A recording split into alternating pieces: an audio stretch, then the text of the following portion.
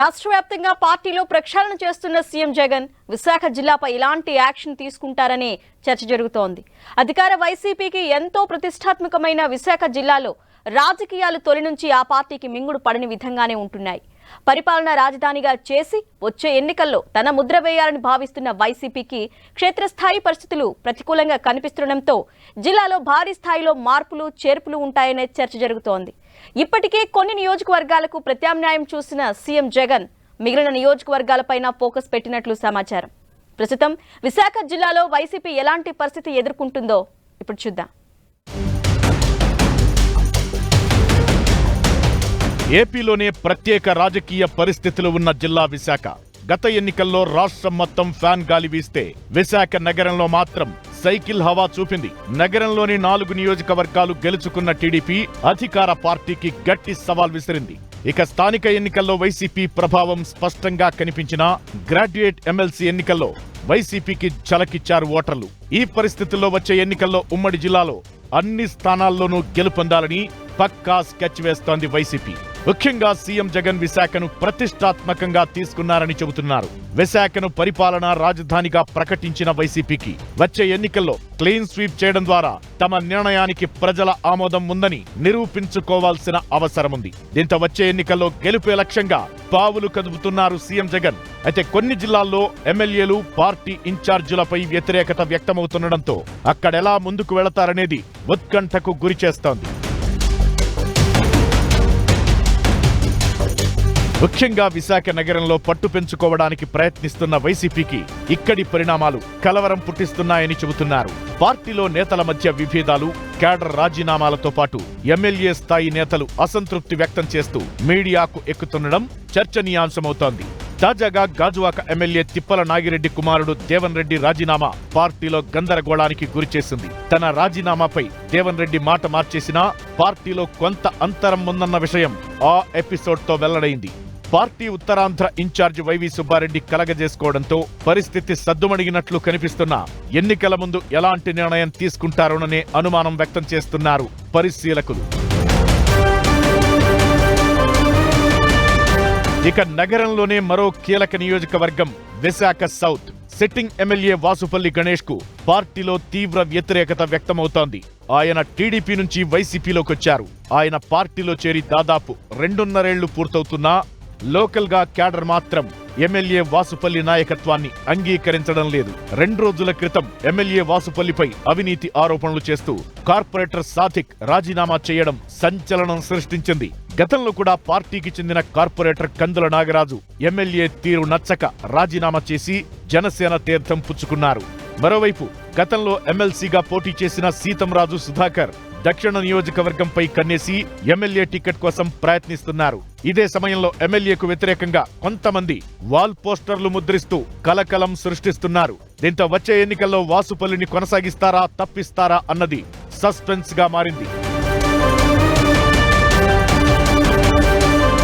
ఇదే విధంగా తూర్పు నియోజకవర్గంలోనూ లుకలుకలు కనిపిస్తున్నాయి. టీడీపీకి కంచుకోట లాంటి ఈ నియోజకవర్గంలో సిట్టింగ్ ఎమ్మెల్యేగా టీడీపీ నేత వెలగపూడి రామకృష్ణబాబు వ్యవహరిస్తున్నారు. ఆయన్ను ఓడించాలనే లక్ష్యంతో తూర్పు ఇన్ఛార్జిగా ఎంపీ ఎంవివి సత్యనారాయణను నియమించారు సీఎం జగన్.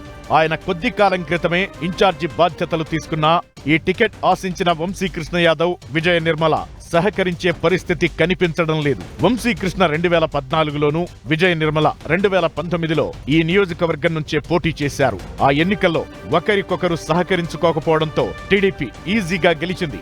అలాంటిది వచ్చే ఎన్నికలకు ఆ ఇద్దరిని తప్పించి 3వ వ్యక్తిని తీసుకురావడంతో ఫలితం ఎలా ఉంటుందనే చర్చ జరుగుతోంది. ఎంపీ ఎంవివి తూర్పు నియోజకవర్గంలో చేపడుతున్న కార్యక్రమాల్లో ఇప్పటి వరకు ఈ ఇద్దరు నేతలు కనిపించలేదు. ఇదే విధంగా విశాఖ పశ్చిమ నియోజకవర్గంలోనూ ఇన్ఛార్జిని మార్చారు సీఎం జగన్. ఈ నియోజకవర్గ ఇన్ఛార్జిగా మాజీ ఎమ్మెల్యే ముళ్ల విజయప్రసాద్ వ్యవహరిస్తుండగా రియల్ ఎస్టేట్ వివాదంలో ఒడిశా పోలీసులు ఆయన్ను అరెస్టు చేయడంతో విశాఖ డైరీ నేత అడారి ఆనంద్ ను పశ్చిమ ఇన్ఛార్జిగా పంపారు సీఎం జగన్. గత ఎన్నికల్లో అనకాపల్లి ఎంపీగా టీడీపీ తరఫున పోటీ చేసిన ఆనంద్ తరువాత వైసీపీలో చేరారు. ఇప్పుడు విశాఖ పశ్చిమ ఇన్ఛార్జిగా ఆయన నాయకత్వాన్ని వ్యతిరేకిస్తున్నారు మాజీ ఇన్ఛార్జ్ ముళ్ల విజయప్రసాద్ అనుచరులు. ఇక విశాఖలో ఇంకో కీలక నియోజకవర్గం విశాఖ ఉత్తర. సీనియర్ నేత మాజీ మంత్రి గంటా శ్రీనివాసరావు ప్రాతినిధ్యం వహిస్తున్న విశాఖ ఉత్తరలో గెలుపు వైసీపీకి ప్రతిష్టాత్మకంగా మారింది. ఈ స్థానంలో గత 2 ఎన్నికల్లో చేదు ఫలితాలే ఎదుర్కొంది వైసీపీ. గత ఎన్నికల్లో ఈ స్థానం నుంచి పోటీ చేసిన కేకే రాజుకు పార్టీలో కొందరు నేతలు హ్యాండ్ ఇవ్వడంతో ఓటమి ఎదురైందనే ప్రచారముంది. కేకే రాజు గెలవకపోయినా ఆయనకు ఎంతో ప్రాధాన్యమిచ్చింది పార్టీ. అయితే ఆయన ఏకపక్షంగా వ్యవహరిస్తూ కొంతమందికి ఎక్కువ ప్రాధాన్యమిస్తున్నారని, కార్పొరేటర్లకు అసలు ప్రాధాన్యం ఇవ్వడం లేదనే విమర్శలు ఎదుర్కొంటున్నారు. దీంతో వచ్చే ఎన్నికల్లో కేకే రాజుకు కేడర్ నుంచి ఎలాంటి సహాయ సహకారం అందుతుందనేది సస్పెన్స్ గా మారింది.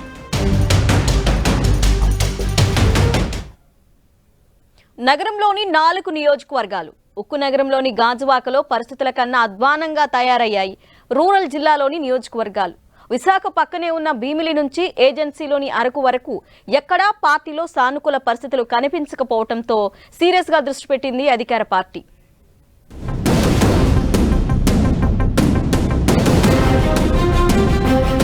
విశాఖ నగరం పక్కనే ఉన్న భీమిలి నియోజకవర్గంపై వైసీపీ అధిష్టానం స్పెషల్ ఫోకస్ పెట్టినట్లు చెబుతున్నారు. ఇక్కడి నుంచి మాజీ మంత్రి అవంతి శ్రీనివాసరావు ప్రాతినిధ్యం వహిస్తుండగా ఆయన అభ్యర్థిత్వంపై పార్టీ హైకమాండ్ సానుకూలంగా లేదనే ప్రచారం జరుగుతోంది. ఎర్రమట్టి దిబ్బల్లో తవ్వకాలపై అవంతిపై ఆరోపణలొచ్చాయి. దీంతో మంత్రిగా తప్పించడంతో పాటు జిల్లా అధ్యక్ష బాధ్యతలను ఇచ్చినట్లే ఇచ్చి మరొకరికి ఆ బాధ్యతలు అప్పగించడంతో అవంతిపై అధిష్టానానికి సదాభిప్రాయం లేదనే టాక్ నడుస్తోంది. ఇక్కడి నుంచి టీడీపీ అభ్యర్థిగా మాజీ మంత్రి గంటా పోటీ చేస్తారనే ఊహాగానాల నేపథ్యంలో ఆయనకు దీటైన అభ్యర్థిగా కొత్త వారిని తెరపైకి తెచ్చే అవకాశాలు పరిశీలిస్తోంది వైసీపీ అధినాయకత్వం.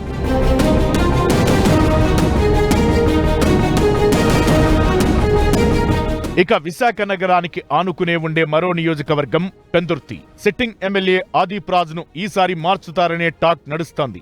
టీడీపీ జనసేన పొత్తు వల్ల ఈ నియోజకవర్గంలో గట్టి పోటీ ఎదురయ్యేలా కనిపిస్తోంది. దీంతో మంత్రి అమర్నాథ్ లేదంటే ఎమ్మెల్సీ వరదు కళ్యాణిలను ఇక్కడి నుంచి పోటీకి పెట్టాలని వైసీపీ హైకమాండ్ ఆలోచిస్తున్నట్లు సమాచారం. ఇదే సమయంలో మంత్రి అమర్నాథ్ ప్రాతినిధ్యం వహిస్తున్న అనకాపల్లిలో ఆయనకు వ్యతిరేక పవనాలు వీస్తున్నట్లు ప్రచారం జరుగుతోంది.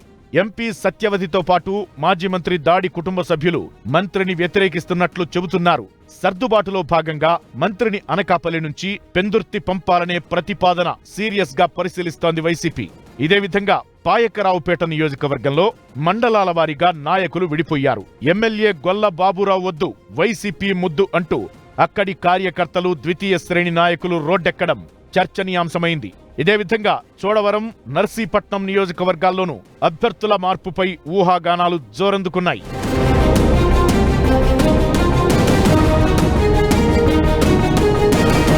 ఇక ఏజెన్సీ ప్రాంతంలోనూ వైసీపీకి ప్రతికూల పరిస్థితులు కనిపిస్తుండటంతో సీరియస్ గా దృష్టి పెట్టింది పార్టీ నాయకత్వం. ఏజెన్సీలో గత 2 ఎన్నికల్లోనూ వైసీపీ హవా కొనసాగింది. కానీ ప్రస్తుతం అరకు, పాడేరు వంటి నియోజకవర్గాల్లో ఎమ్మెల్యేలు వ్యతిరేకత ఎదుర్కొంటున్నారు. అరకులో పార్టీ ఇన్ఛార్జి వైవి సుబ్బారెడ్డి ఎదుటే ఎమ్మెల్యేకు వ్యతిరేకంగా కార్యకర్తలు నినాదాలు చేయడం గతంలో విస్తృత చర్చకు దారితీసింది.